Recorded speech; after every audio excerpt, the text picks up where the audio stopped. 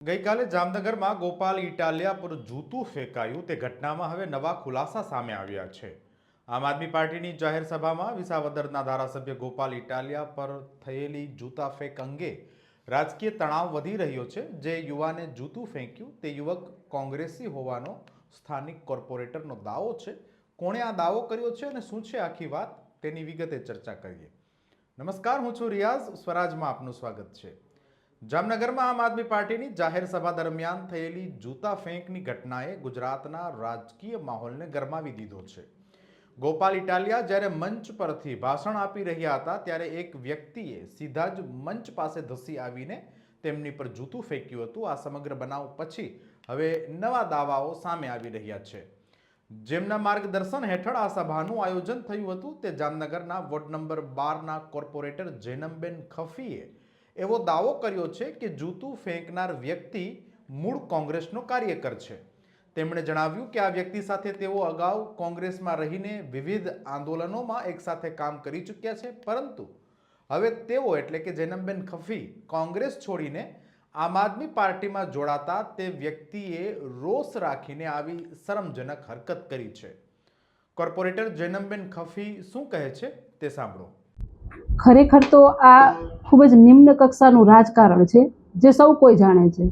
અત્યારે સમાજની આડમાં જે આ કૃત્ય કરેલું છે એનાથી આ ભાઈ છુપાવવા માટે કદાચ આવા શબ્દો હવે બોલતા હોય, કેમ કે આપણે સૌ જાણીએ છીએ અને આપને પણ ખબર છે ને, હું કોંગ્રેસમાં રહી છું એટલે કોંગ્રેસમાં હંમેશા દરેક કાર્યક્રમોમાં અમારી સાથે હતા અને જે અત્યારે કોંગ્રેસનું સોશિયલ મીડિયા પેજ છે તે આ ભાઈ પોતે ચલાવે છે, તેના કોર્ડિનેટર છે।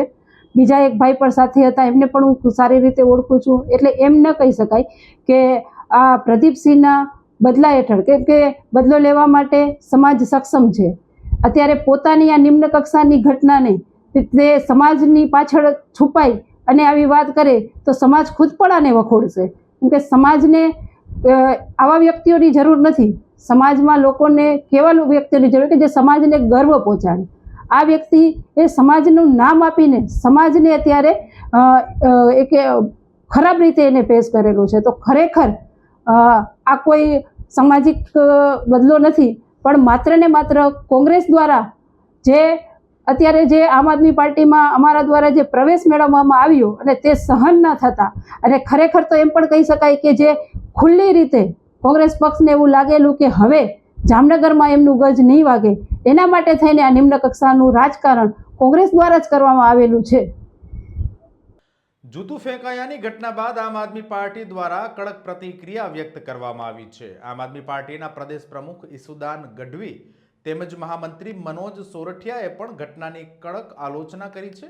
અત્રે ઉલ્લેખનીય છે કે જામનગર ખાતે ટાઉન હોલમાં આમ આદમી પાર્ટીની સભા હતી, તેનું આયોજન પણ નગરસેવક જૈનમબેન ખફી અને તેમના ટેકેદારો દ્વારા કરાયું હતું। જૈનમબેન ખફી કોંગ્રેસના કોર્પોરેટર હતા અને હાલમાં જ તેઓ કોંગ્રેસ છોડીને વિધિવત રીતે આમ આદમી પાર્ટીમાં જોડાયા છે।